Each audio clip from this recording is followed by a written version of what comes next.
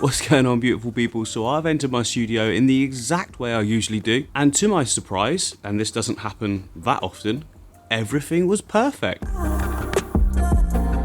One of the first things I usually do when I come into the studio is just look around everywhere, take a look at each tank. I don't spend too long on each one because there's a lot to get through. I'm looking at fish health, I'm looking at algae growth, I'm looking at surface film, basically just making sure everything's as it should be. I noticed a little bit of algae build up on the glass of the platy tank. Now that's okay, this tank has not really had any maintenance for a good couple of weeks. It's really getting into the zone now, and it's at that point where it's just sort of sit back and watch kind of thing.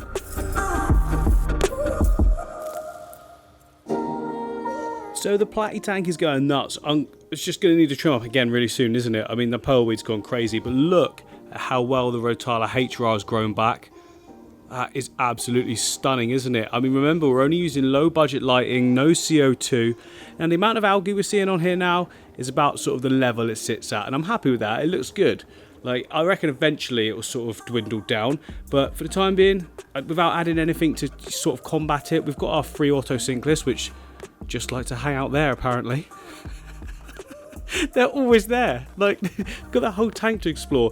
We've got our neurite snail in there. Every now and again he pops up and then I don't see him for a while. He's not doing the greatest job like I thought he was going to do, but he can do what he wants. It's his home at the end of the day.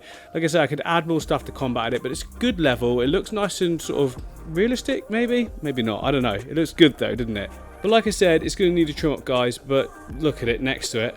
Wow. So as many of you will know, I gave the discus tank a trim up not long ago at all, a couple of weeks back. It's gone nuts. It's gone absolutely nuts again. Look at that at the back. That's Hycophila polysperma.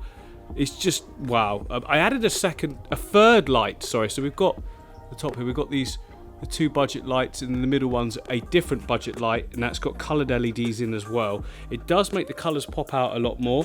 Everything looks way more colourful to the point where kind of artificial, but it's in a really good way. I think it looks so cool.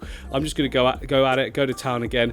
You guys don't need to see me do a whole nother trim video, but I'm just keeping you updated on what's going on. Fish are doing great. I've actually upped their feeding levels, and I think that's also brought the nitrate levels in the tank up because the plants are growing crazy again. They're so vibrant. Look at the colours on this one here. Oh, zoom. There we go. Look at that. This here, right there in the middle, where it sort of leaves look a bit rough. I felt like we were deficient in something in the tank, so I added in some nitrates. And since then, I've been upping the food as well. And then after that, the growth after look is like that. Looks insane, doesn't it? This is so good. Hi, guys. Yes, hello. But like I say, this is definitely going to need a big hack back again, isn't it? It's just being taken over. This Hycophila compactor in the front that's not compactor at all. It's huge. That's grown in no time at all. I cut it right back down to the base and it's back up where it is. But that's cool. I love it. It's a gorgeous plant. If I was to do this again, I probably wouldn't have that in the foreground. But like, you know, you learn these things, don't you? I didn't know that at the time. I'd never even seen the plant before, so I just stuck it in, and for a while it didn't really do a lot at all, and then it's just taken off. But the actual health of everything, the health of the leaves, look, they look so nice, don't they? And guys, regarding the African river tank, we are flying now. So I've started reducing the level of water changes. I was doing them pretty much every day, a good 50, 40%, that sort of area. I've stopped doing it now I haven't had one for the past 4 days. The water has gone a little bit of a different color, but that's cool. I'm okay with that. It's starting to look really naturalistic. There's that word again. So the tint is actually coming from all the bogwood. There's a huge amount of bogwood in there. It's going to be quite a few months before that stops happening, even with the organic binders in the filter that sort of pull all the tannins out of the water. But like I say, it's looking so realistic that I'm not even worried about it. Fish behaviour is absolutely great. They're getting to know me a lot better now. They're not so scared when I come up to the tank. Like, they don't come up to me like other fish do, don't get me wrong, but they don't dart off. They're very much like, he's going to be feeding us very shortly. The diatoms are still there. They are still there, but they're not there like they were before. like aggressively there. I can easily rub them off. They're not covering everything in no time at all. So soon it'll be time to put a little cleanup crew in there. I'm gonna wait a little bit longer. I just wanna make sure everything's, you know, just completely sound, because if I put manos in there, for instance, they're very sensitive to nitrite. If there's any nitrite in there, you tend to get die off. Some do, some don't, but we don't want any to die off if we don't have to. And there'll probably still be a little bit of nitrate dotting about as we're bringing the levels lower from the water changes and everything. But you know, fish-wise, absolutely perfect.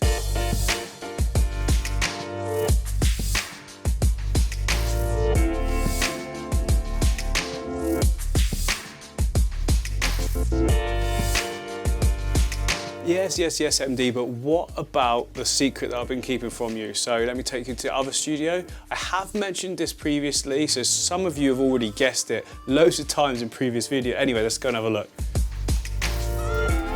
Right, so a while back I told you this tank down here, this is the Buddha aquarium. Now I'm going to be taking all of that down very shortly for a very good reason. Actually, that's not true. It's for a couple of very good reasons. First of all, so you can see what we've got in here. These are lamb chops Respora and also harlequin Respora. Almost the same, but not at all. So you can see the smaller ones there with that shape on them. Come on, focus. Him. That's a lamb chop. They've just been fed, by the way, so their bellies are all bloated. And right next to it there, look, there's a harlequin. Looking great. I've had these harlequins for a long time, and that's why they're looking so vibrant and good. But to be honest, even the lamb chops now, the colours have come along absolutely brilliantly. So these guys are I'm going to be doing a setup for them of their own. And technically, I don't think they would be together in the wild, but they look very, very similar. And look at this guy. Look. Whoa. Look at the colours on that one. Even more than the rest. Is that like a dominant male or another species maybe? I'm not entirely sure. Anyway, so I'm going to be taking the whole Buddha aquarium down, which, you know, it seems a bit of a shame, doesn't it? But trust me, there's going to be something really, really good in its place. So these guys are going across in the tank I've just cleared out over here. Not this one. This is the reflection tank, I like to call it. This is the Amazon aquarium, which my wife came in and gave it a nice big trim back, actually, because these plants at the top were covering all the lights. She felt it was a fire risk, and I was like, babes, the leaves aren't going to catch a light. Anyway, so there's a lot more light coming in the tank now. Oh, I should be getting rid of those reflections. Anyway, I'm just showing you quickly. Look, oh look, here's our two. There's our pair of Bolivian rams. They're still very much in love, and with the poor rejected one just really wanting a friend. Anyway, yes, why am I talking about this? So this is the empty tank we've got currently. So this is what I'm going to do a setup for those harlequins. And we're going to do something, I'm going to try and do something like that really replicates where they're from. I've been doing quite a bit of research, actually. I'll make sure I do it either night or in the morning when we haven't got this brightness right behind it. I might get a blind, actually, for that in the background there. I think that'd be a good idea, wouldn't it? But yeah, why are we clearing this out? Let me show you. Right, I'm trying to be a little bit clever here, but if you look here, in this tank, you might see something really cool. Now, the fish in here, they're not scared of me anymore. I've had them for 2.5 to 3 weeks now. I've just been keeping an eye on them because I want to make sure they're all good. You know, I don't want to bring something back that gets disease or something, then tell you guys I'm going to do a tank and it doesn't happen. But I don't think that's going to be the case. In fact, I'm sure that's not going to be the case, because we have got 3, there's a trio in there, electric blue Akara. I think we've got 2 females, well, we've got 2 females and we've got 1 male. Now in the foreground, I think that's the male, but it's hard to tell without seeing the others come out, because the male is huge. He's like a bull, big head. The colours on him are fantastic as well. I have just fed them, and some of the food I think went to the back. So that, oh, there we go. Some coming forward now. Hello. Okay, that's definitely not the male there, is it? Because it's little. I think that might have been the male. That one was in the foreground just a second ago, actually. Come on, come forward, guys. Come and show everyone how awesome you are. They're not small either. They're not massive, don't get me wrong. I'm going to try and put my hand there for some scale. There we go. I'm touching the glass. He's coming forward. She's coming forwards. Guys, the rest of you coming. There's one there, look. There's one in the background right there. Okay, that's got to be the male near the surface there, look. There he is. Come and have a look. Come and have a look. How gorgeous are they, guys? They're so nice looking. I think this is the male for sure. Look at the size difference. Looking absolutely stunning. I cannot wait to make a really cool South American style tank for them. Not the same. I'm not going to do it the same as... Oh, oh yes, saw some food in there. I'm not going to be doing it the same as the Amazon aquarium. I'm going to do it a little bit differently. I'm going to have it a bit more minimalistic style, but But like all about the fish. I want it to be all about these guys. I want them to breed. It's just going to be such a cool tank. Eventually, I think I will have to upgrade them to a 4-foot tank, but they're still going to be growing out for quite a long time yet, aren't they? But aren't they the most stunning specimens as well? Look at this guy. Turn it up a bit. Look at his scales. They're just luminescent. They're luminescent. Oh, I can't say that word. I mean, this one does seem to have an egg shooty thingy. Does that mean that it's a girl? Does the male have that as well? Let's have a little look at the other guys. Maybe this is the male, actually. No, also got an egg shooty thingy. Does the males also have egg shooty thingies? I don't know. I mean, these are a cichlid. The Bolivian rams are a cichlid. Let's have a look at the rams. Right. This one. Is it this one? No. Is it this one? Yeah, this one is the male Bolivian ram. And does he have an egg shooty thingy?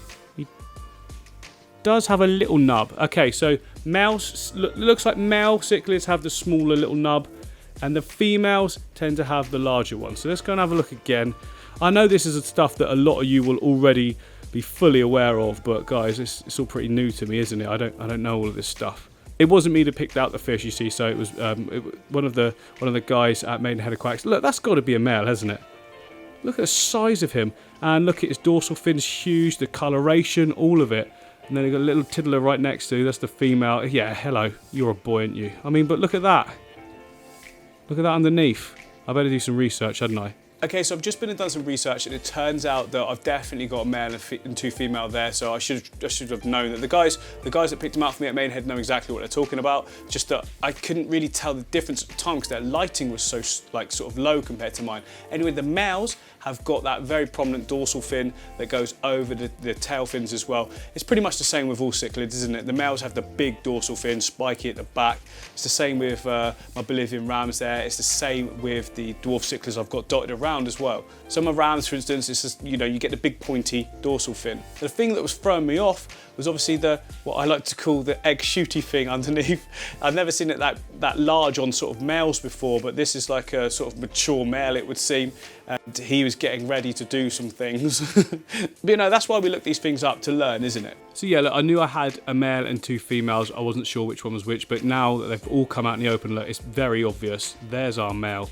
He's just so much bigger, isn't he? Look at the size of him. And they're all from the same clutch as well, so it makes sense as to why he's a lot bigger. More colour, just more of everything. Now this tank is nowhere near big enough for these fish, obviously, so we're just holding them in there for a short period of time whilst we're doing their new tank. It's no real different from the size they're in at the store, to be honest. So we knew that they were a good trio, they got along well, they've got lots of cover in there as well, so they're all good just for the time being. But I tell you what, how cool are they going to look in this tank here? So this tank is basically 3 foot wide, 2 foot deep, 2 foot high. They're going to have so much space in there. I'm going to come up with something as well, a design. I'm not entirely sure yet. I've been doing loads of sort of research, looking at other people's South American tanks, looking at shots from the wild. I'm not entirely sure what I'm going to do. I'm going to probably do something completely different to what I've done before. Well, it won't be completely different, will it? It'll be wood, rocks and plants. I'm not going to start putting SpongeBob figures in there, am I? But I mean, that would look pretty cool as well, wouldn't it? So yeah, I've just read up, and it looks like these guys will start breeding. Not straight away, they're not going to. Apparently, they need to be about 4 inches. Now, currently, I'd say the male is quite possibly at 4. The female's definitely at 3 inches. I don't know if this is like a absolute definite rule or anything. But if we go by, what you read, I got that information from a reputable breeder, so not far off 4 inches, but it doesn't matter, does it? We're not in any sort of massive rush, are we? So once we get this new tank set up and move them across, either they will or won't breed straight away. What I did find was that when I moved my Bolivian rams across from this holding tank, I had them down there in that tank there. When I moved them across into the home where they are now, they tried to spawn straight away. Many of you saw the videos of that. We got the babies up to proper wiggling fry, but eventually got picked off. There's so many tetras in that tank though, to be honest. So apparently when you move fish to a new location, it's kind of like a trigger response and a survival instinct to spawn or try at least. So hopefully we will get that, but again, we might not because they might be a little bit too small. Can I just get a little bit of a better scale for the male? Look, so just move my hand closer, hopefully he doesn't get too spooked. What are we looking at there, size-wise? nearly about as long as my finger there, which is what? That's going to be nearly 4 inches, isn't it? I'll measure it in a minute. Should have brought a tape measure up, shouldn't I? Actually, let's give it a go. Right, I've got the tape measure. Hopefully they're not freaked out by it. Oh, yeah, they are freaked out by it. That is not happening. Okay, so I just measured my finger. My finger is like 3.5. So as I said, 3.5 inches is where we're at the moment with the male. We're probably about 3 inches with the male. So we've got some growing to do, but that's cool. I'm absolutely fine with that. Guys, come on. Come on, don't be like that. It's just a tape measure. Please come back.